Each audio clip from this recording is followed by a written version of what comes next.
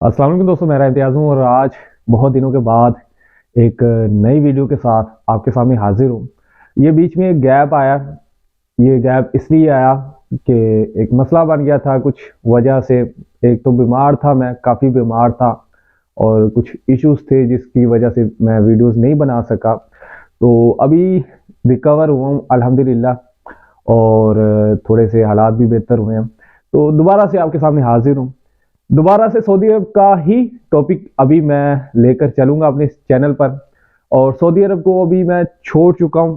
तो सऊदी अरब के साथ सऊदी अरब का ये जो टॉपिक है ये भी छोड़ने वाला हूँ। लेकिन जाते जाते कुछ ये 4-5 मेरी वीडियोस होंगी सऊदी अरब से मुतल्लिक।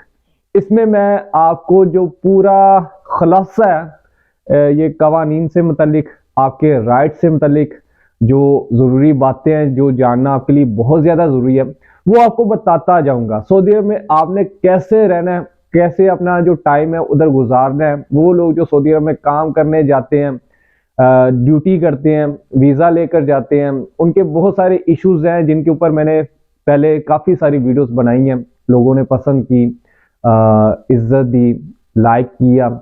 तो उन सब का मैं मशकूर हूँ, जो मेरे फॉलोअर्स हैं जिन्होंने मुझे फॉलो किया, मेरे चैनल को सब्सक्राइब किया। तो वो लोग जो इस टॉपिक पर मेरी बातें सुनना चाहते हैं उनके लिए फिर मैं ये 4 से 5 वीडियोस बनाऊंगा। और आज की ये वीडियो शामिल है उसमें। इसमें जो ज़रूरी टॉपिक जो सबसे पहले मैं इस वीडियो में डिस्कस करना चाहता हूँ वो सऊदी अरब में जो लोग डीपोर्ट होकर आते हैं, जेल के रास्ते अरेस्ट होते हैं, अरेस्ट होने के पैसे देते हैं।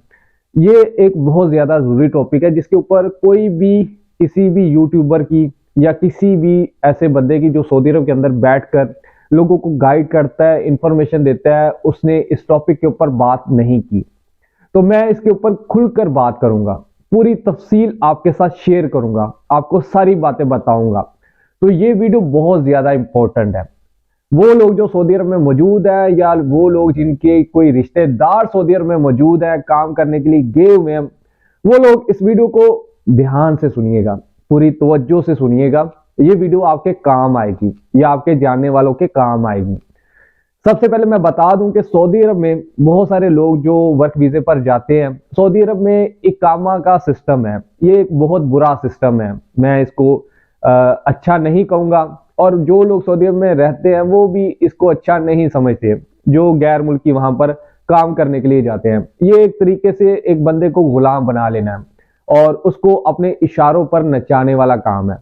कुछ अच्छी कंपनीज हैं सऊदी अरब के अंदर जो आपका इकामा जो सिस्टम है इसको बड़े अच्छे तरीके से वो सर अंजाम देते हैं, आपका इकामा वगैरह बनाए रखते हैं, आपको किसी किस्म की कोई प्रॉब्लम नहीं आती, मुश्किलात नहीं आती। लेकिन सऊदी अरब में ज़्यादा जो कंपनीज है वो सप्लायर कंपनीज है। बहुत कम ऐसी कंपनीज है जो डायरेक्ट जो मेन पावर है उनको हायर करते हैं। ज़्यादातर वो जो डिमांड करते हैं वो आगे कुछ उनके छोटी कंपनीज होती हैं, उनसे वो डिमांड करते हैं मेन पावर की। और वो मेन पावर जो होती है वो दूसरे मुल्कों से वो फिर वो उनको बुलाते हैं सऊदी अरब में और फिर वो उन कंपनीज को वो सप्लाई करते हैं। तो वो बहुत सारे जो उन लेबर्स के गैर मुल्कियों के हकूक होते हैं वो खा जाते हैं, उनके साथ ज्यादती करते हैं, उनका नुकसान करते हैं। बहुत सारे ऐसे लोग हैं जो सऊदी अरब में जिनके डॉक्यूमेंट खराब हो जाते हैं। वो खरूज का एक सिस्टम है कि कफील आपका खरूज लगाता है। खरूज लगाए बगैर आप सऊदी अरब से मूव नहीं कर सकते, सऊदी अरब से आप अपने मुल्क में वापस नहीं जा सकते। और जो आपके डॉक्यूमेंट खराब होते हैं उनको ठीक करवाने के लिए अच्छे खासे पैसे लगते हैं। लोग जो इतने पैसे लगाकर गए होते हैं, जब वो उधर जाते हैं फंस जाते हैं, डॉक्यूमेंट खराब हो जाते हैं, फिर उनको डॉक्यूमेंट ठीक करवाने के उनके पास पैसे नहीं होते या उनके पास कोई दूसरा रास्ता नहीं होता एम्बेसी के रास्ते अगर वो अपना फाइनल एग्जिट लगवाते हैं तो उसमें काफी टाइम लग जाता है, काफी चक्कर वक्कर लगते हैं और उसकी भी बहुत सारे लोगों को इंफॉर्मेशन नहीं होती कि उसका क्या तरीकाकार है, क्या उसका प्रोसेस है। तो सिंपली लोग ज्यादा तरजीह देते हैं कि वो अरेस्ट होकर अपने मुल्क में चले जाएं।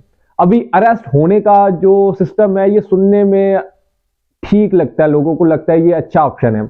लेकिन अरेस्ट होने के बाद आपको किन मुश्किलात का सामना करना पड़ता है, कौन सी आपको जो इश्यूज होते हैं उनको देखना पड़ता है। मतलब एक जो बंदा सऊदी अरब से एक दफा डीपोर्ट होकर चला जाता है वो जो अपना उसका जो एक्सपीरियंस होता है वो बहुत कम लोगों ने शेयर किया है।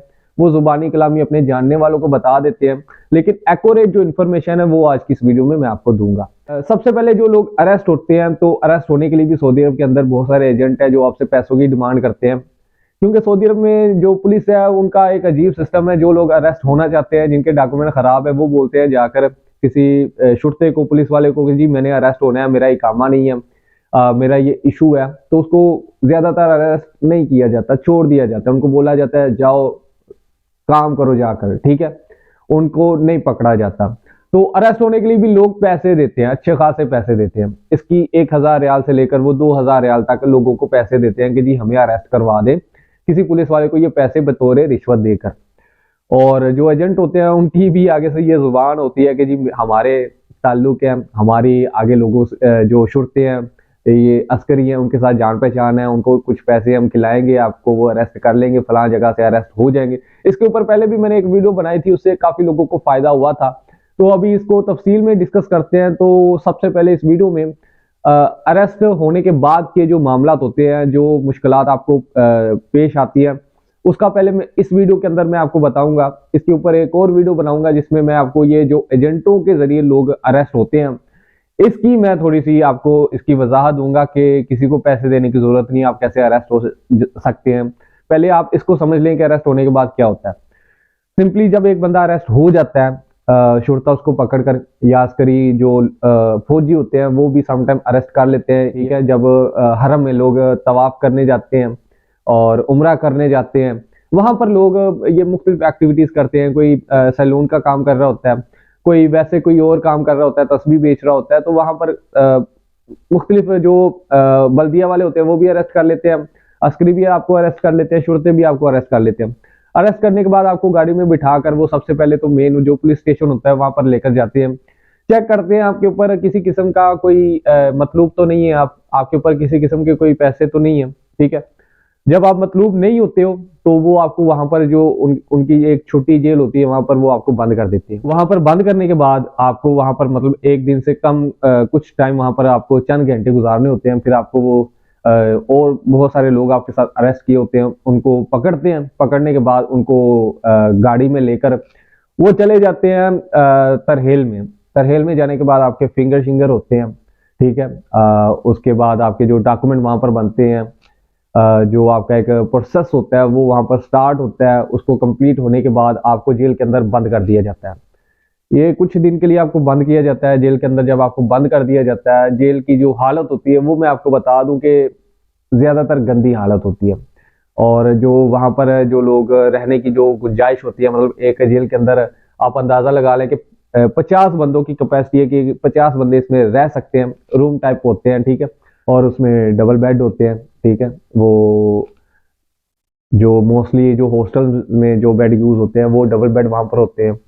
तो 50 बंदों की अगर गुंजाइश है तो वहां पर 2 से 250 जो लोग होते हैं वो वहां पर बंद किए होते हैं। इतनी ज्यादा लोगों की तादाद होती है। एक जो सिंगल बेड होता है वहां पर 4-4 लोग लेटे होते हैं, पड़े होते हैं। एक बंदा सोता है तो दूसरे लोग इंतजार में होते हैं कि ये कब उठेगा, कब हम सोएंगे। सर्दी होती है, सर्दी के दिनों में तो लोगों को बहुत परेशानी होती है। वहां पर कंबल बहुत कम होते हैं जो ऊपर लेने वाले होते हैं। जो पुराने लोग होते हैं उन्होंने वो कंबल लिए होते हैं और कुछ लोगों ने नीचे ऊपर बिछाए होते हैं।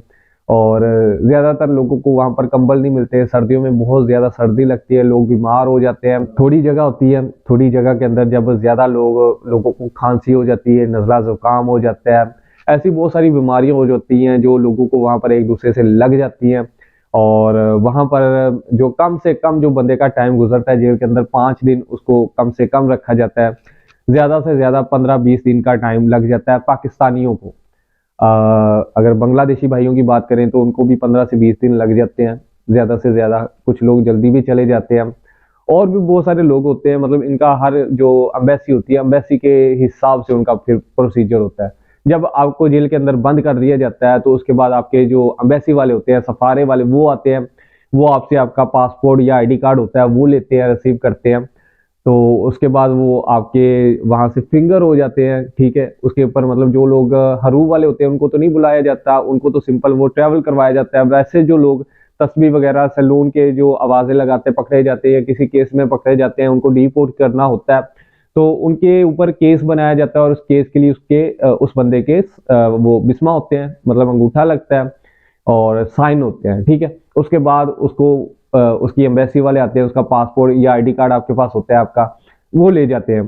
ज़्यादा जिनके पास जो उनके पासपोर्ट होते हैं उनको जल्दी भेज दिया जाता है, और जो जिनके आईडी कार्ड होते हैं तो उनका फिर वो पेपर बनाया जाता है, ठीक है, कि ये बंदा पाकिस्तानी है, ठीक है। उसके बाद उसको वो वहाँ से उसका जो टिकट लगती है, टिकट लगने के बाद उसको उसके कंट्री में भेजा जाता है। जेल के अंदर खाने की बात करें तो खाना पाकिस्तानियों से तो नहीं खाया जाता। जो चावल होते हैं वो बंगाली चावल होते हैं, छोटे छोटे चावल होते हैं, मोटे चावल। जो मुर्गी होती है आधी पकी आधी कच्ची, ठीक है, इस तरह का खाना होता है। उसमें वो आपको कुछ मिल्क के कुछ डब्बे, जूस वगैरह के डिब्बे आपको मिलते हैं, ठीक है। बहुत कम, मतलब अगर फूड के हिसाब से बात की जाए तो वो बस जेल के अंदर दिन गुजारने होते हैं बंदे ने, ठीक है। पहले दिन जब जाते हैं, पहले दिन ही बंदे वो परेशान हो जाते हैं माहौल को देखकर। सब लोग बीमार हैं, सर्दी है, ठीक है, सोने की जगह नहीं है, तो ये मुश्किलात आपको जेल के अंदर पेश आती हैं। उसके बाद जब आपकी टिकट लग जाती है तो आपको वापस बाहर निकाला जाता है, दोबारा से आपका वो थोड़ा सा फिंगर शिंगर का वो जो प्रोसेस होता है वो शुरू किया जाता है। फिर आपको एयरपोर्ट पर लेकर जाया जाता है। एयरपोर्ट पर आपको ट्राउजर शर्ट दिए जाते हैं, क्योंकि लोगों को जिस हालत में पकड़ा होता है, कुछ लोग काम करते पकड़े गए होते हैं, कुछ लोग मतलब वो हर किसी की अपनी अपनी कंडीशन होती है। तो ट्राउजर शर्ट आपको दिए जाते हैं।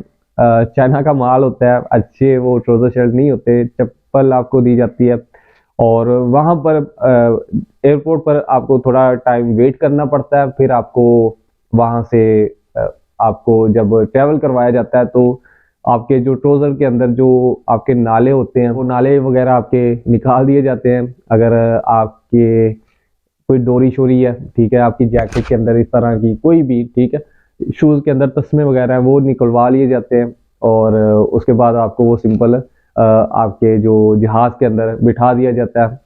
फिर आप अपनी कंट्री में जब मूव कर जाते हैं तो आगे से बहुत सारे लोगों को, मतलब वो लोगों ने गलत बातें सुनी है कि आगे एफआईए वाले आपको रोक लेते हैं, कोई भी नहीं रोकता।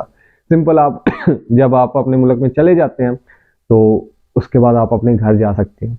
लेकिन डिपोर्ट होने के बाद लोगों के ऊपर जो पाबंदी लगती है वो डिफरेंट टाइम के हिसाब से होती है। किसी बंदे के ऊपर 3 साल की लग जाती है, किसी के ऊपर 5 साल की होती है, किसी के ऊपर 10 साल की होती है। तो वो जो केस आपके ऊपर बनाया जाता है उसके हिसाब से होती है।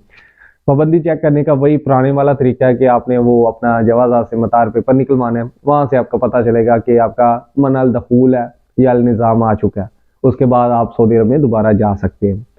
तो ये आपको थोड़ा सा जो प्रोसीजर है जेल में, मतलब जब आप अरेस्ट हो जाते हैं, डिपोर्ट होते हैं, तो ये सारा सिस्टम था जो मैंने आज की इस वीडियो में बता दिया। बाकी एक और इसके ऊपर मैंने आपको अगली वीडियो में ये बताऊंगा कि अरेस्ट आप कैसे हो सकते हैं, एजेंट को पैसे देने की ज़रूरत है या नहीं, पैसे देते हैं उसका आपको क्या बेनिफिट मिलता है, ठीक है। तो इसके ऊपर मैं थोड़ी सी आपको एजेंटों के मामले के ऊपर, लेन देन के मामले के ऊपर, इसके ऊपर भी मैं एक वीडियो बनाऊंगा। और आपसे रिक्वेस्ट करूंगा कि ये जो 3-4 वीडियो में आपको सऊदी अरब से मुतालिक जो मैं बनाऊं उसको आप थोड़ा सा गौर से, ध्यान से, तवज्जो से सुनिएगा, क्योंकि ये मेरा टोटल एक्सपीरियंस होगा जो मैं आपके साथ शेयर कर दूंगा। उसके बाद नया कंटेंट लेंगे, नए टॉपिक लेंगे, उसके ऊपर बात करेंगे, इसको फिर ख़त्म कर देंगे। बाकी वीडियो देखने का बहुत ज़्यादा शुक्रिया। दुआओं में याद रखिएगा, अपना ख्याल रखिएगा। मिलते हैं अगली वीडियो में। अल्लाह हाफिज़।